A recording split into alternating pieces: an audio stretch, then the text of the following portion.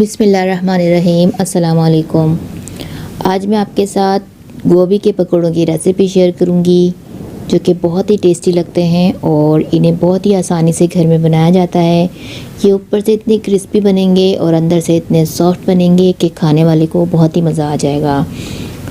तो अंदर ऊपर से इसका क्रंच जो है बहुत ही अच्छा सा लगता है खाने में। और उसका क्रंच किस तरीके से बनाएंगे हम, तो इस वीडियो को बिना स्किप किए एंड तक देखिएगा और लाइक शेयर सब्सक्राइब ज़रूर करते जाइएगा। तो आज की इस रेसिपी को शुरू करते हैं। यहाँ पर 2 गोभी के फूल ले लिए थे मैंने और इनको मैंने गर्म पानी के अंदर हाफ़ टी स्पून नमक डालकर 10 मिनट के लिए छोड़ देना है, क्योंकि बाज़ औक़ात गोभी जो है ऊपर से मेली आती है, तो गर्म पानी से ये बिल्कुल साफ़ हो जाएगी। तो इस तरीके से ये ट्रिक अगर आप करेंगे तो आपकी गोभी बिल्कुल फ्रेश लगेगी। तो यहाँ पर इसका मसाला तैयार करते हैं। हाफ़ टी स्पून काली मिर्च ले लेनी है साबुत, 2 बड़े चम्मच लेने हैं साबुत धनिया, 5 से 6 ले लेंगे साबुत गोल मिर्चें और 1 बड़ा चम्मच लेंगे हम ज़ीरा। इन सारे मसालों को हम हल्की सी आंच पर रोस्ट कर लेंगे। हल्का सा रोस्ट करेंगे, बहुत ज़्यादा इसको रोस्ट हमने नहीं होने देना। अगर रोस्ट ज़्यादा हो जाते हैं मसाले तो उनका फ्लेवर ख़राब हो जाता है। सिर्फ हल्का सा रोस्ट कर उनका अरोमा आने तक हमने उसको रोस्ट करना होता है। तो यहाँ पर ये रोस्ट हो चुके हैं। अब इसको हमने दरदरा सा मिक्सी के जार में डालकर ग्राइंड कर लेना है। बिल्कुल पाउडर फॉर्म में नहीं लाना, हल्का सा दरदरा सा कूटेंगे हम इसको, या कूट लें या फिर इस तरीके से इसको क्रश कर लें। तो ये देखिए मसाला हमारा तैयार हो गया है। ये मसाला जो है बहुत ही अच्छा सा बनता है। इससे पकोड़े अगर बनाए जाएँ तो बहुत टेस्टी बनते हैं। यहाँ गोभी को 10 मिनट हो चुके हैं रखे हुए। यहाँ देख सकते हैं कितनी साफ़ हो चुकी हैं ये। अब इसके पानी को हमने निकाल देना है और गोभी को हमने ड्राई कर लेना है। यहाँ पर एक बाउल लेते हैं। 1 कप मैंने ले लिया है बेसन और आधा कप में इसके अंदर लूँगी चावल का आटा। चावल का आटा आपके पास नहीं है, कॉर्नफ्लोर ऐड कर सकते हैं। अब जो मसाला हमने बनाया था रोस्टेड वो इसके अंदर ऐड कर देंगे। अब इसके साथ ही इसके अंदर हम डाल देंगे नमक, डाल देंगे 1.5 टीस्पून नमक ऐड कर रही हूँ। और 1 चम्मच में इसमें डाल दूँगी, 1 छोटे वाला चम्मच इसमें डालूँगी लाल मिर्च का पाउडर और आधा छोटा चम्मच में इसके अंदर डाल दूँगी हल्दी का पाउडर, जिससे कलर जो है हमारे पकोड़ों का बहुत ही अच्छे से आएगा। और यहाँ पर 1 पिंच के करीब मैं यहाँ पर डालूँगी मीठा सोडा, जिससे ये कि हमारे पकोड़े अंदर से बहुत सॉफ्ट बनेंगे। और 1 छोटा चम्मच मैंने इसके अंदर डाल देना है चाट मसाला, जो कि हमारे पकोड़ों के अंदर बहुत ही अच्छा सा चटपटा सा फ्लेवर देगा। अब इन ड्राई इंग्रेडिएंट्स को हम मिक्स कर लेते हैं।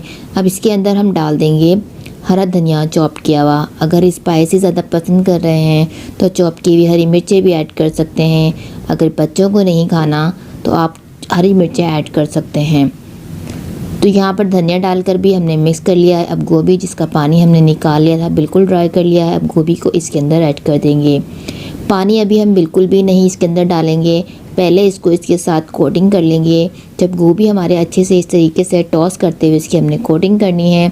जब गोभी पर अच्छे से कोटिंग हो जाएगी सारे मसालों की, फिर उसके बाद हम इसको छींटा लगा कर पानी का फिर इसको हमने इसके अंदर मिक्स कर लेना है।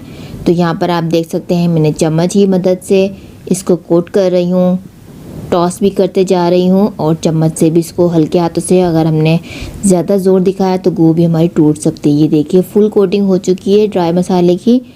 अब इसके ऊपर हम पानी यूज़ करेंगे। पानी भी बहुत ज़्यादा यूज़ नहीं करना, हल्के हल्के हाथों से छींटा लगाना है और इसको मिक्स करते जाना है। इस तरीके से करते हुए करेंगे तो सारी गोभी जो है हमारी अच्छे से इसके ऊपर मसाला लग जाएगा, चिपक जाएगा। अगर इस तरीके से भी ना हो पा रही हो तो हाथों का हम यूज़ कर सकते हैं, लेकिन हल्के हाथों से हम ये काम करेंगे क्योंकि गोभी को हमें यहाँ पर साबुत ही रखना है। यहाँ पर ये देखिए मैंने हल्के हाथों के साथ यूज़ किया था और नीचे से ऊपर से लेकर आती गई हूँ और सारा बेसन जो है इसके ऊपर चिपक चुका है। तो इस तरीके से कर हम इसको सारे को कोटिंग कर लेते हैं। गोभी को मसाला लग चुका है सारे पर, अच्छा सा फुल कोटिंग हो चुकी है बिल्कुल। और जब ये फ्राई होंगे ना तो बहुत ही टेस्टी लगेंगे। अब इसको मैं कवर कर दूंगी और 5 से 7 मिनट के लिए इसको मैं मज़ीद कवर करके रखूँगी, क्योंकि इसके अंदर जो हमने बेकिंग सोडा डाला है वो अपना काम कर सके। तो यहाँ पर ही देखिए इसको मैंने तकरीबन 5 मिनट के लिए ही छोड़ा था। अब इसको हम फ्राई कर लेते हैं। ऑयल हमारा जो है अच्छे से गर्म हो चुका है। ऑयल को हमें पहले अच्छे से टेम्परेचर तेज़ कर लेना है और जब इसको हम डाल देंगे ऑयल के अंदर तो हम फ्लेम को मीडियम टू लो पर ले आएंगे। तो ये देखिए यहाँ पर टेम्परेचर फुल है और अब मैं इसको लो कर दूँगी क्योंकि गोभी हमारी कच्ची है तो उसे भी अंदर से कुक होना है। अगर शुरू में ही फ्लेम को हमने लो किया हुआ है और तो गोभी अंदर से पानी छोड़ देगी और जो है हमारे पकोड़े ख़राब हो जाएंगे। तो यहाँ पर इसको फ्राई कर लेते हैं मीडियम टू लो फ्लेम पर और दोनों साइड से ही अच्छे से कलर आने तक और क्रिस्पी होने तक इसको हमें फ्राई करना है। तो ये पकोड़े जो बनते हैं गोभी के बहुत ही मज़ेदार से, बहुत ही चटपटे से और बहुत ही क्रिस्पी बन के तैयार होते हैं। जैसा कि गोभी जो है अभी बहुत ही अच्छी से आ रही है, सर्दियों में गोभी बहुत ही अच्छी से आती है और इसको अगर हम अलग अलग तरीक़ों के साथ पकाएंगे तो बहुत ही अच्छा सा टेस्ट देती है। तो इन पकोड़ों का भी एक बहुत ही अच्छा सा टेस्ट आएगा, बहुत ही अच्छा सबको लगेंगे और सब बहुत पसंद करेंगे। इसको आप शाम की चाय पे खाइए या फिर मेहमानों के आगे सर्व कीजिए तो ये सबको ही बहुत पसंद आएंगे और सब इसको बहुत खुशी खुशी एंजॉय करेंगे। तो ये देखिए कितना खूबसूरत सा इसमें कलर आ गया है और इसको अब निकाल देते हैं। सारे ही पकौड़ों को इस तरीके से फ्राई कर लिया है हमने और ये झटपट से बन जाते हैं, बिल्कुल इसमें टाइम नहीं लगता, लेकिन बहुत टेस्टी बनते हैं और आम पकौड़ों से बिल्कुल अलग इसका टेस्ट आता है। तो इसी तरीके से अब सारे पकोड़े हमने बना के निकाल दिए हैं अपने प्लेटर में। अब मज़ेदार सी चटनियों के साथ आप इसको सर्व कर सकते हैं। मैंने यहाँ पर ग्रीन चटनी बनाई है, आप केचप के साथ, इमली की चटनी के साथ, जिसे चाहे एंजॉय करें।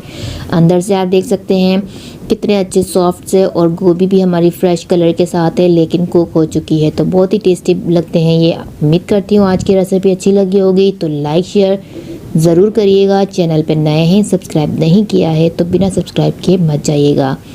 मेरे चैनल पर आइए, एक दफ़ा विज़िट कीजिए, आपको मेरे चैनल पर काफ़ी आसान सी रेसिपीज़ देखने को मिलेंगी। तो अपना ख्याल रखिएगा, मुझे अपनी दुआओं में याद रखिएगा।